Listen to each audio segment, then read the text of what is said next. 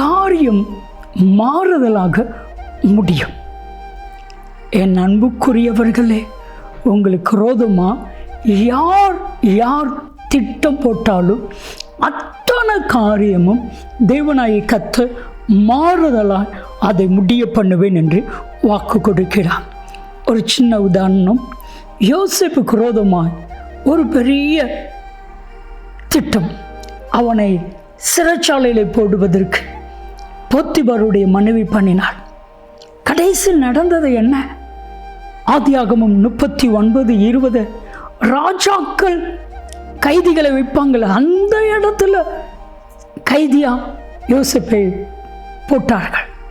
ஆனால் அங்கேயே எல்லாருக்கும் தலைவனாய் கர்த்தர் மாற்றினார். காரியம் மாறுதலாய் முடிந்தது. உங்களுக்கு விரோதமாக யார் எழுப்பினாலும் காரியம் மாறுதலாய் முடியும்.